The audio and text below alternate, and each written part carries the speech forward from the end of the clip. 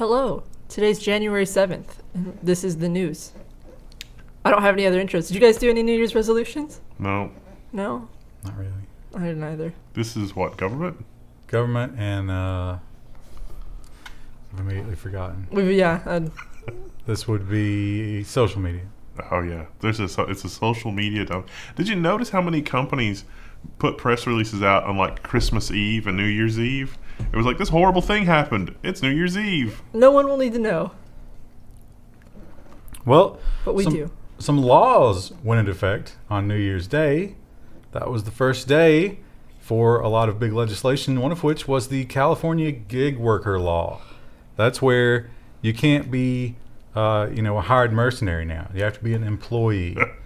But it's weird because leading up to that day, they kept figuring out more and more examples of how that would really disrupt a lot of other industries that they didn't think about. Judge halts California gig worker law from taking effect for truckers. Not just truckers, a whole bunch of other contractors. So truckers were actually getting kind of excited, like, wow, this is great. We're going to get benefits? We've been asking for this for years, and lawmakers were like, hang on a second. One of the biggest issues is a trucker tends to cross state borders. So if you're one kind of employee here, but you cross the border, you become something else. How does that work? We didn't think about that. Which one was it last week? Was it the delivery companies? Was it Amazon last week? Oh, with the exemption. Amazon. Yeah. So add another one for the exemption. So just more and more, they're like, oh, wow.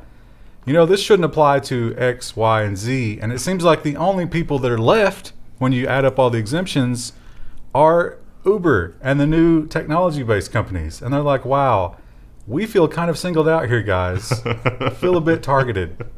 So Uber and Postmates are suing California to block the gig worker law. Their lawyers rightly point out that, hey, wait a minute, this gig worker law, if it's not going to apply to everybody, then it's specifically targeting us, and that's not okay. The whole gig worker thing, I feel like they have good intentions here, being like, oh yeah, no, you can get benefits and stuff, but I feel like most companies will just cut all their employees so they don't have to pay for as many benefits. Well, that was the other exemption they were thinking about, was the I don't think you were here when we talked about that, but the journalists. So freelance journalists, there are a ton of those. Yeah. And they write for all different websites. But if you submitted over a certain amount of articles to one kind of website or one specific website, you were no longer that law prevented that. So they were just like, all right, we're firing all of those. And we're going to fire 300. We're going to hire 30 full time. I wonder if this would be an issue for Uber. Like if these laws would be passed, if lawmakers would be worried about this. If Uber could show, it's like, look, 90% of the operating revenue that we have goes right back to the drivers. Because how much overhead could it possibly be to run Uber if you're focused on just doing the Uber thing? You think they're just focused on that, or do you think they're also skimming quite a bit off the top? I don't think the drivers make a ton with Uber. No. Well, and Uber's worth all this money, and it's had all this money poured into it, and they're doing all the things like the self-driving, and then Uber copter thing, and then like you can't even really fly a copter in New York City because that's been prohibited since a copter flew into something. But they're like, drones, it's safe. So Uber is spending tons and tons. Well, that guy, the stories about Uber where like the former CEO that was on the board and then he left and cashed all his shares that we did last week. So, again, if Uber were just focused on Ubering and the operators got most of the money, California, would they even bother with passing a law? Probably not. Listen, they want to just get more money, and you should just let them do that. Yeah. Do they do buybacks? Have they done buybacks yet? It might be too new. Do they do a dividend? That could be where a lot of money's going. Just to keep those stock prices inflated, keep the shareholders happy. That's how you do it. Well, speaking of companies not living up to their agreements when it comes to government subsidies, actually, I guess this is the opposite of that. The government's trying to destroy Uber, but for many years, they've sort of propped up certain tax preparers. So it turns out that you should be able to give the government their money that they're stealing from you without being charged for being robbed. You're paying to be robbed. I mean, the government wants you to give them that money. They didn't want to put barriers in front of it. So they had an agreement with TurboTax. But TurboTax acted in somewhat bad faith. ProPublica is reporting on the IRS reforms its free file program, and it has dropped an agreement not to compete with TurboTax. ProPublica, you might remember last year, we reported on their reporting of the fact that Intuit and a lot of other companies were making it just ridiculously difficult for people to use free file services, and also people would use the pay-for service when they didn't need to because the website was deceptive and misleading, like you were saying.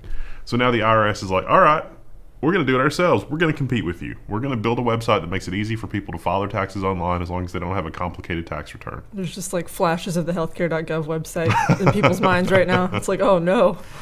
Well, it's going to be free, so... And ProPublica are the ones who initially broke the story, and they definitely took a victory lap here. But you know what? That's fine. Go, you deserve it. The IRS is acting almost like as if it's like, oh, we didn't realize this was happening for the last 30 years. And it's like, have you not? I mean, this is how these tax preparers like H&R Block and Intuit, and this is how they've, like, less than half of the U.S. population actually even needs to file a tax return, like to do anything special. So it's a shrinking market. As we destroy the middle class. Yeah. So that might be a bigger problem. Don't think about that. So this is a bit of a non-story. And really, we've talked about this before. But just to mention it, to say that, yes, it's finally completely done. It's been signed by the golden god, and it is in the books. So prepare for nothing to happen. Trump has signed the Trace Act into law in a bid to help put an end to robocalls. In case you don't remember, they're just up in the fines. And they've told the telephone providers they have to make changes to their network to give you a hint as to whether or not the caller ID has been spoofed. So, other things Trump did this week overshadowed this, strangely enough. Yeah. He did maybe a bit of a blunder, which might hurt his 2020 re-election chances. But let's look across the aisle for a moment and see what the other team is doing to shoot themselves in the foot and or face, because this one was very stupid. Biden to coal miners, learn to code. You know what would be great? Internet for areas that coal miners work in. Yeah, firsthand, we don't have internet in the poorer parts of it, at least good internet. It's trash. Some places don't have internet at all. Most of my family still doesn't have internet. They just use their phones. But learn to code. He clearly has no idea. Now, I would love to see Biden try to learn to code, because I don't think he could. I'm not saying that coal miners can't. I'm saying Biden can't. I think that's probably true. I like that they picked a picture of him pointing to, like, you assholes.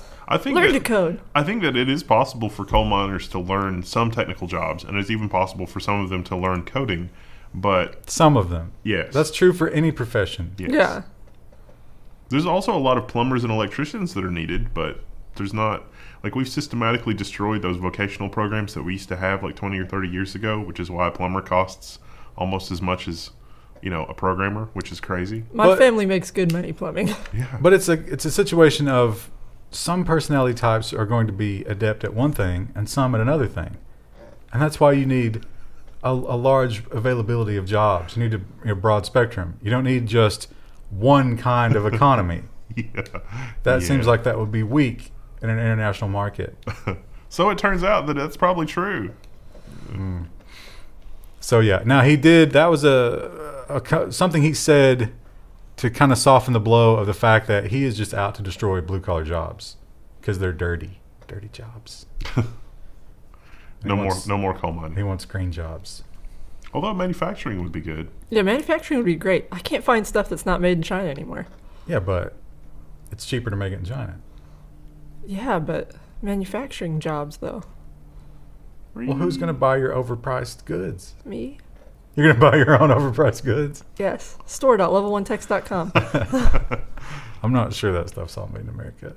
I guarantee some of it's printed. Yeah, it's printed in America, but the T-shirts and stuff aren't. I think those are Chinese made. The mouse pads are for sure. The mouse pads are for sure, actually. Yeah. Awkward. Well, listen, we didn't tell anybody to learn to code. So Maine. If you'll remember, Maine did something that everybody was really happy about. They said to the big cable companies, you will sell TV channels a la carte. If somebody, for some reason, just wants to buy one TV channel, maybe they just want the History Channel. That's all they want. Does the History Channel still exist? Yes. Yeah, but it's mostly Ancient Aliens now. Well, that's what I want. I want Ancient Aliens and like the old those Nazi documentaries and Jesus stuff. That's the three things that I want to watch at all times. Give me one channel. And Maine said, yes, you should have that. And Comcast said, let us remind you that we control the courts. Court backs Comcast puts Maine's a la carte cable law on hold. So the two of the three arguments probably won't fly, the judge ruled, but a third just might. So the one that just might work is something free speech related, but one of the other two that's not going to fly was also free speech related. Because the judge said, well, just because you do editorial stuff by picking and choosing channels doesn't mean that you have to stop doing editorial stuff by picking and choosing channels. You just have to give people the option to ignore your editorial stuff and get the content for themselves. The argument that they said might be okay is that there are competing entities like Netflix and Disney Plus and whatever, and you don't have that option there. Oh yeah, you can't just get one Netflix show. Right, it's all or nothing. And so Comcast is actually giving you more choice than Netflix, which is kind of true, oddly enough. I still don't want to pay for it. Or is Netflix the only channel? Because is that a la carte shows or a la carte channels? Well, listen, the court says, actually, I don't think they made a decision yet, but for now, Yeah. they're not making them do it. So, a win for the Comcast. So, I think this story might mark the high watermark for the neo-McCarthyism, where everything somebody doesn't like is Russian intervention. Literally, like, I don't like, Krista, your shirt today, I hate it. It's Russian intervention. Probably, yeah.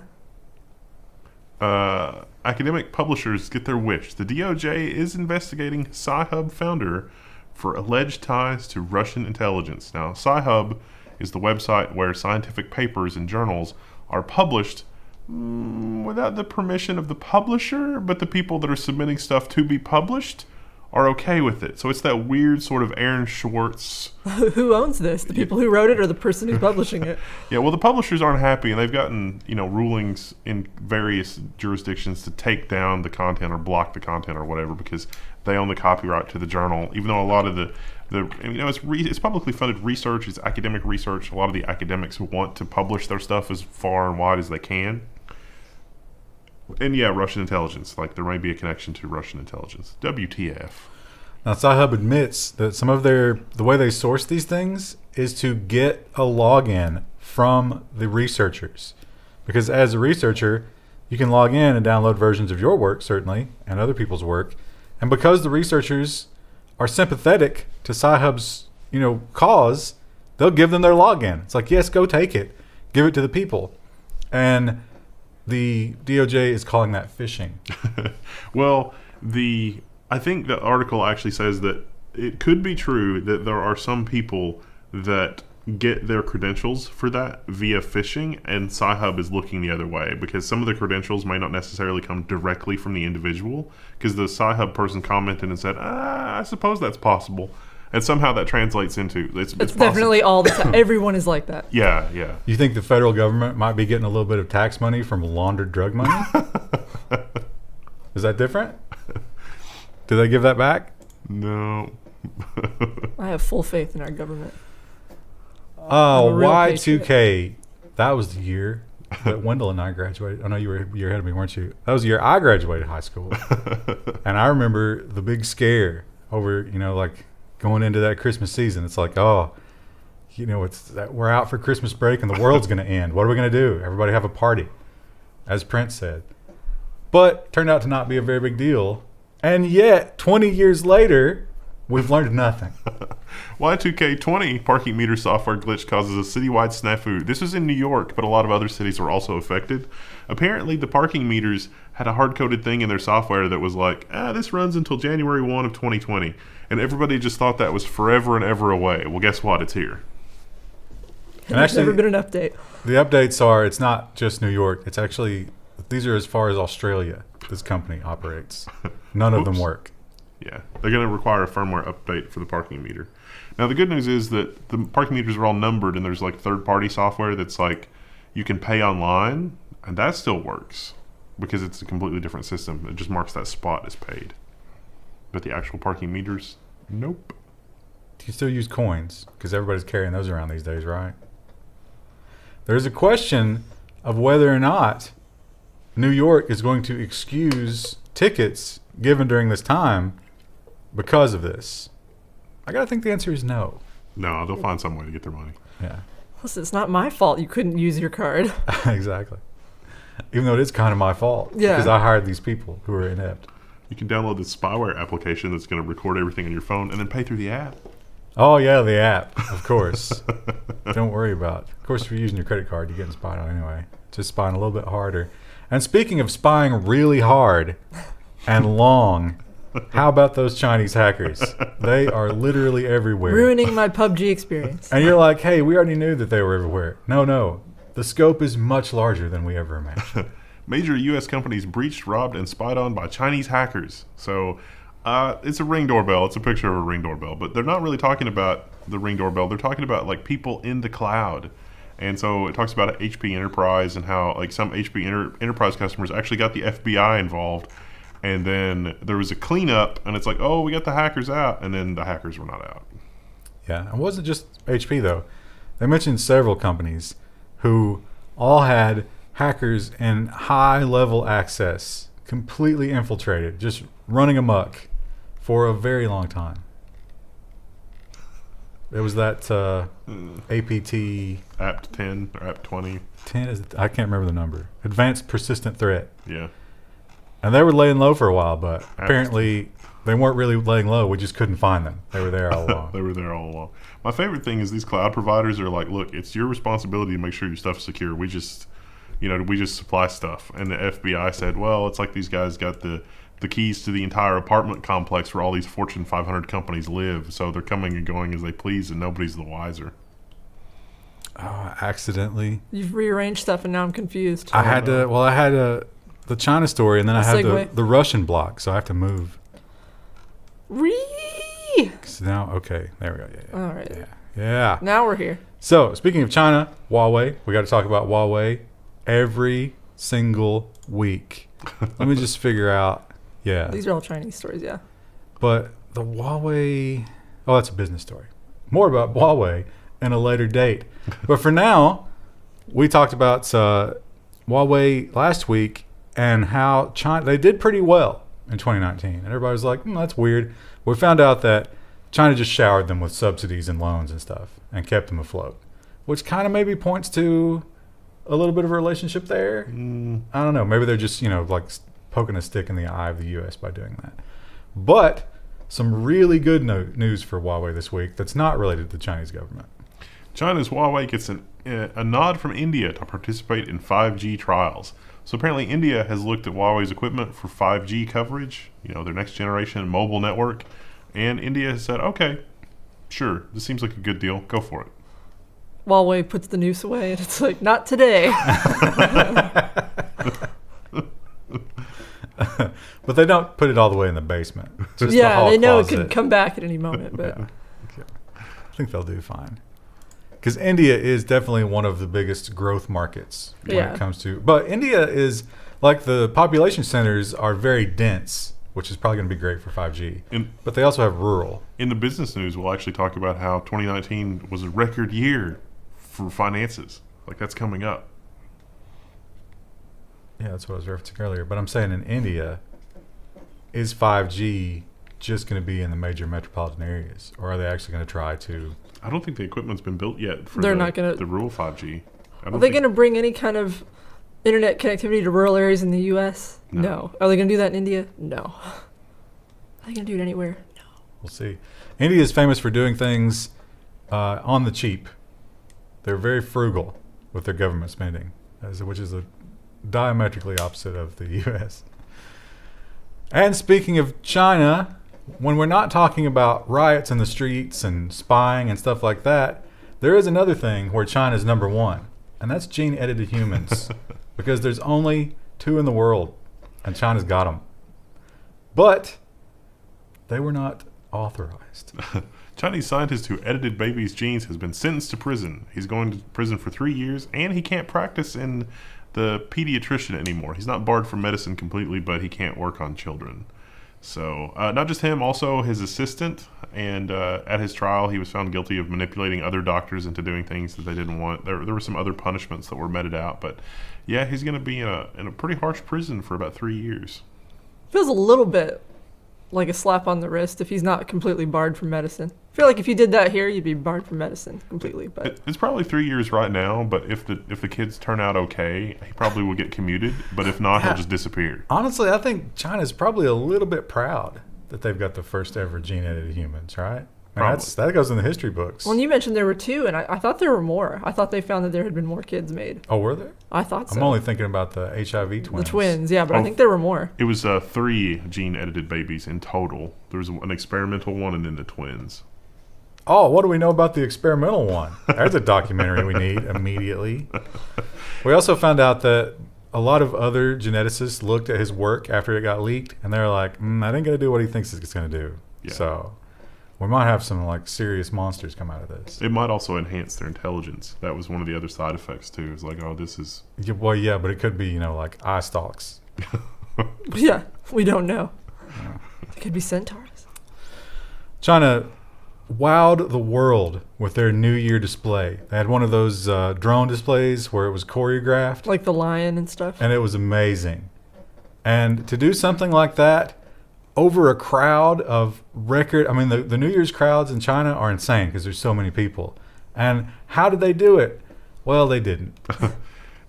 China Station admits New Year's drone show was pre-recorded. So they recorded it apparently on December 26th and 27th because of safety concerns. And also because where they were doing the drone show, where the celebration was, they literally had people trampled to death not that long ago because there were so many people in the streets. So didn't want a repeat of that. Sounds like a good time for New Year's. Just to get stuffed in like sardines. We've got a great nonsense story about New Year's. I've known that for a long time, but a lot of people don't realize it, and it's just disgusting. But so I don't know how they thought they were going to get away with this. Maybe they just didn't care. But people who live in that area turned on the TV, and they're like, oh, my God, this is amazing. And they stuck their head out the window. You're like, oh. Like, that was 3 days ago. You missed it. You were all asleep. You guys weren't paying attention.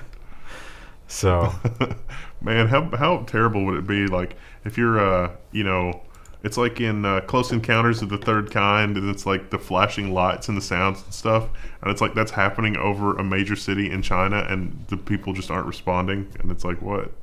I guess there's no intelligent life here after all. Well, they're probably afraid if they talk about it that, Or they could have done it super late at night. Everyone's asleep. I think in the cities like that, though, there's always going to be somebody. That's what's going on in Colorado with the drones. Like, people are like, what are all these things? It's like, oh, somebody's trying to say hi. Well, they're searching a grid, though. So they're not practicing for a show. They're practicing for World War III. The dissidents. Anti-war people have to be rounded up. So we talk about China just hacking us to pieces, and that's a pretty constant thing. And, of course, here at Level 1 Techs, we like to always point out that, of course, we know that the U.S. is also guilty of this exact same thing. Probably on a comparable level. We're not saying we're better. We're just saying that it happens. But there are certain countries like China and Russia who are very anti-U.S. in the current, like this kind of Cold War that we've got. I guess we can add Iran to the list. And usually they're like hand in hand, death to America. But perhaps there's trouble in paradise. The Globalist is reporting that Russia has accused China of technology theft. China's copycatting hunger knows no ideological boundaries. Yeah, so perhaps China should not have done that. Now, these are weapons that China's buying from Russia. And Russia's like, yeah, we'd like to sell you some missiles and some planes. And then China's like, yeah, we'll take those. And then a couple years later, they're like, look at our new plane. And Russia says, wait a minute. That's our plane. With some improvements. Yeah, it's better. What did you do? No, look, it has Chinese text on the side. It's not Russian. So, the quotes here are a little bit angry, but they're careful, I think, not to be too aggressive. Yeah. Because they do still want to be best buds. Can you imagine if they get into a shouting match on Twitter with each other? That would be terrible. Can you imagine if their leaders did that? So embarrassing. Putin versus Pooh. Oh. Do they have Twitter accounts? I bet they don't. Yeah, because it's that thing where Twitter's not allowed, but the government has accounts. So. And speaking of Russia, they have a new missile that is perhaps one of the most terrifying things that we've ever heard of, because, you know, here in the U.S., we know that these are pointed at us. And that's scary. Russia claims the new missile is 27 times faster than sound. The avant-garde hypersonic missile glide vehicle is described as a technological breakthrough. It's so fast that the surface mount components would rip right off of it, but they figured it out. That's the breakthrough. It's so fast the electronics can keep up. So this thing takes off from an ICBM into the atmosphere where it can resist 2,000 degrees Celsius, and it just kind of jukes around up there so it can't be shot down until it gets over its target, and then goes down 27 times faster than the speed of sound to destroy it with nuclear weapons. Nuclear warhead, I should say. Rad. So feeling good about that. We don't have this, or at least if we do, we're keeping it a secret. And we don't have any way to stop it. Because it's too fast to respond to. Now, there's some talk about space weapons to target it while it's in the atmosphere, but that sounds like something that would take a long time to build. Yeah, we need to get a lot of satellites in orbit, and amateur astronomers will tell us that there's not that many satellites that are unreported. Like the secret satellites are not secret because you can track them at this point with, you know, a home telescope kit, and people on the internet are doing that. But the good news is there's not a lot of geopolitical tension going on right now, so we don't have to worry about that. That's fine. It's definitely fine. Not a proxy war that might break out in the Middle East.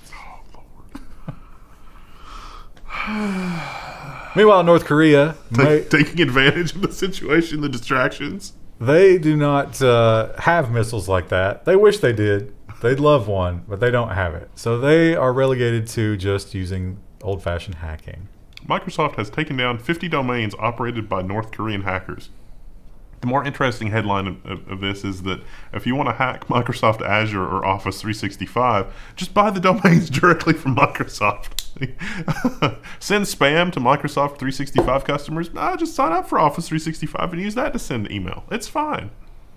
So they had some very similar domains to the real ones, and they were phishing with them, and it was super effective because they could make the email look exactly like it should, and actually come from Microsoft. The domain was very close. So Microsoft went to court and got this injunction to be able to take down the domains.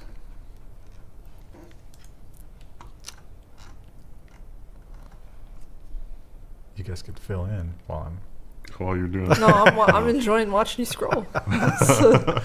Well, let's talk about India. Now, India has a space program. As we talked about before, India is all about saving money.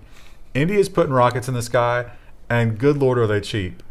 Now, they did have a little bit... Are they Ollie's rockets? They had a little bit of a hiccup, Krista, with their moon mission. The lander basically, they just shot it at the moon's surface, and it went down like a bullet. 27 times the speed of sound. Just disintegrated on impact. They're like, you know what? We're going to count that as a win just because we got up here. You know what? Failure's the best teacher. They kind of did because the orbiter was fine. Yeah. So now they're saying, you know what? We saved so much money. Let's do it again. India approves a third moon mission months after landing failure. This is good. This is a good story. I mean, the Reuters author here made it sound a little bit like, oh my gosh, this is just sad. Look at this. This is so cute. Well, so the editor who wrote the title probably was like, but no. Failure is the best teacher. This is good. They've probably learned more from their failures than other people have with their similar successes. I guess. We'll see. So they're not going for the orbiter this time because they've already got one of those. They're just going for the lander. They're going to do it at the pole. I can't remember which pole it is, but nobody's ever been there, so that's good. They find the aliens and then we're all dead for real. I mean, the Indian people have had better luck than Boeing with their thing. It's like, we're going to go to the space station. Oh, we're not going to go to the space station. We can't get the clock right. I think that's what happened with India's thing too, like the braking rockets. They fired at the wrong time. Yeah, so it seems like you could simulate that. Maybe not. Maybe something froze up. They didn't have money for the simulation software. They had to use Kerbal Space Program. That probably would be You're fine. just designed for failure. You know, That's super complex. Now let's talk about social media. And I think we're at probably 4 to 5 weeks now in a row, like consecutive weeks, where another country gets in line. The line's all the way around the block at this point, and they raise their hand and they're like, we would like to find Facebook. We would like billions of dollars, please. Have you been personally victimized by Facebook? And this week is no different. Brazil fines Facebook $1.6 million for improper data sharing. I got to think that Zuckerberg would just be like, okay, well, you give me immunity from ever having to pay any fine like that for any of that for the past 10 years, and I'll cut you a check right now. Yeah, I got to wonder if the Brazilian government, like, they in the situation room, and they were like, what's a number we can ask for that they'll just say yes to? Like, they're not even going to sweat it, but it'll be good for us because this is a lot of money for us. I would have guessed it was like 10 million. So they're like, no, we must. I would have gone at least 5. 1.6 is the magic number. Pragmatic. They'll probably get it. So, yeah. Now, we have seen a lot of tragic stories. The most tragic, obviously, being the man who was gunned down in front of his home because of swatting. They got the wrong address even. But even when they don't get the wrong address, you have people kicking in your door and searching your home. And that ain't right. It's almost like we should have a constitutional amendment to prevent that kind of thing. But it keeps happening, and it doesn't seem to be slowing down. And it doesn't seem like the lawmakers are concerned about it because, of course, none of them understand what that is. They're way too out of touch, as we've seen with these Zuckerberg hearings. But learn the code. Local police departments are tired of it because it costs them money and resources. So they're coming up with an approach all on their own. Also bad PR because they kill people. Yeah. TechDirt reports that police departments are using swatting registries to help protect swatting targets from police officers. Talks about a swatting registry for somebody in Seattle, or it started with one person in Seattle preemptively calling the police department to be like, hey, this is probably going to be a thing that happens. And sure enough, it was twice. So, yeah. We need to put ourselves on that registry. Yeah, we kind of are, but not. Well, we don't have that here. Not an official one. No, these are major cities. They know. But now they talk about one kid put himself on here, and sure enough, he got swatted. They came to the house, and the difference is that they did not have their rifles raised when they banged on the door. So I guess that's a baby step. They're just like casual, like, hey, dude, we got a call. They had the rifles. Yeah. Well, the second He's time, like swinging the rifle around. The second time was more casual. Then a plainclothes dude showed up, and he's like, can I just walk through the house and make sure everything's fine? And it's like, go right ahead. I doubt he asked. Yeah. But yeah, that is progress. So I guess we should be thankful on some level. TikTok is one of those companies, kind of like Huawei, where the U.S. government is always like, do you work for China? Do you? And TikTok's like, no, of course we don't. But we don't believe them, you know. And this headline seems a little weird because TikTok doesn't operate in China. TikTok claims 0 takedown requests from China in its first transparency report. The highest number of requests came from India and the U.S. Ooh, turnabout is fair play. Although the company is operated in India, and they say that they're considering moving their headquarters, they were like, look, no, the Chinese haven't asked us to take down anything. The only thing I could think of while I was reading the whole article was, well, the Chinese didn't ask you to take down anything because you already gave them full access. They can just take down whatever they want without any oversight. But also, Chinese citizens don't ever see it. It's something else in China. Yeah, although we did report on that story about the girl that was reporting on the Hong Kong thing, and they were just preemptively taking that down. But that was on that service. Yeah. Not on TikTok. Well, so there's a lot of ways that could go, but it's either a question of a bad headline, a bad press release to try to prove something that wouldn't happen anyway because Chinese people don't use it, or they're protesting a bit too much because, like you say, China didn't have to ask. Protest a bit too much, me doth think, or Yeah, doth, I don't know. I forget how that The goes. lady doth protest too much, methinks. Oh, yeah. Good Shakespeare. That is Shakespeare, right? Yes. So, Mark Zuckerberg, we have seen his Senate hearings. I was referencing those before as a way to know that our lawmakers are clueless when it comes to technology. Lord Zuckerbot. But even in their infant-like babbling, they managed to back him into a corner and force him to lie under oath. We now know that some things he said were not the case, like that API, were still going on as he spoke those horrible, vicious lies. So what do you do about it? You keep finding him, like Brazil, hey, 1.6 million, it means nothing to the man. He's a billionaire. So what can you do? Well, here's a radical new approach, perhaps. Did a social network misuse your data? Jail its CEO, Senator says. This is Ron Wyden. This is like a feel-good story. He's like, yeah, let's do all this stuff. And I think he's just saying this because he knows that literally no one will support him in doing this. I think he'd be happy to do it if he could get the votes. I think he knows that he's not going to get the votes to do this. But I think if this passed and we followed it to the letter, we would have to jail them all immediately. Well, yeah. Not just Zuckerberg. I mean, think about like Ring.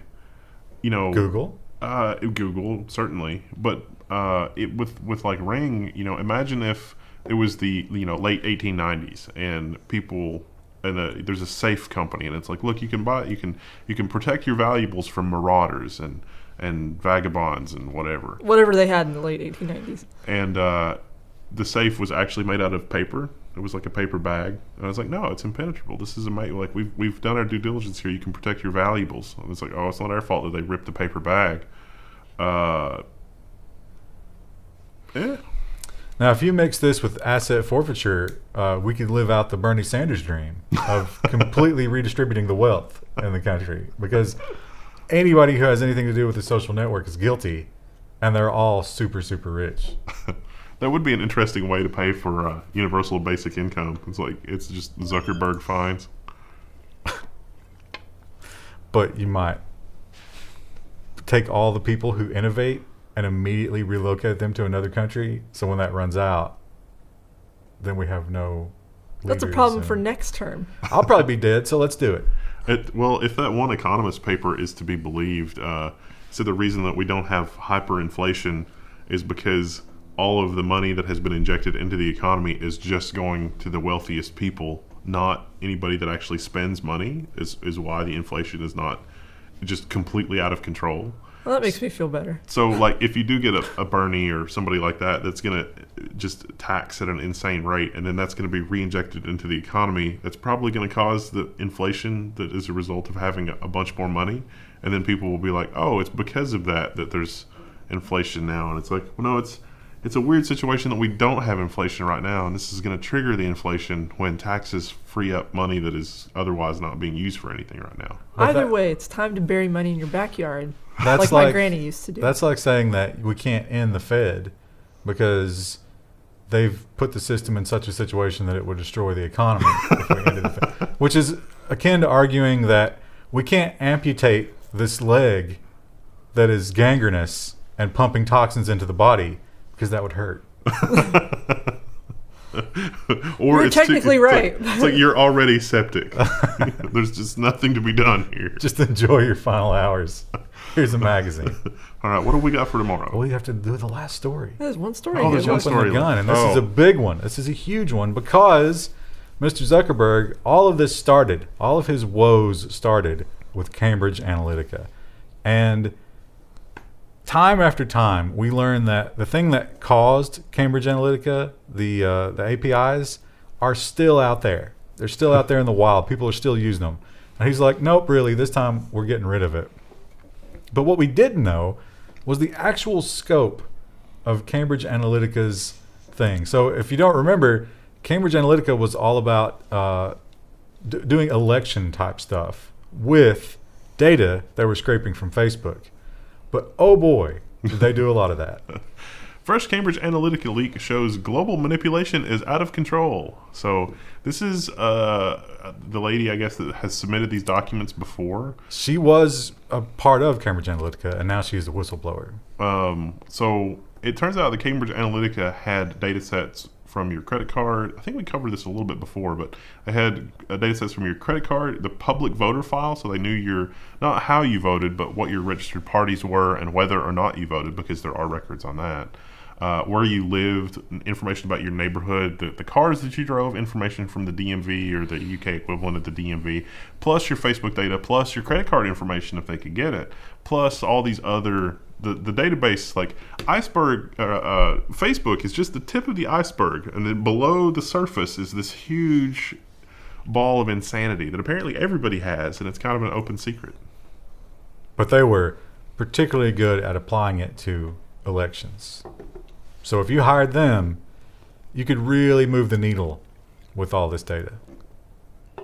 Imagine getting a Facebook ad that's like, Bernie is going to take away your 30-foot yacht that you have parked in your driveway. What? How do they know that?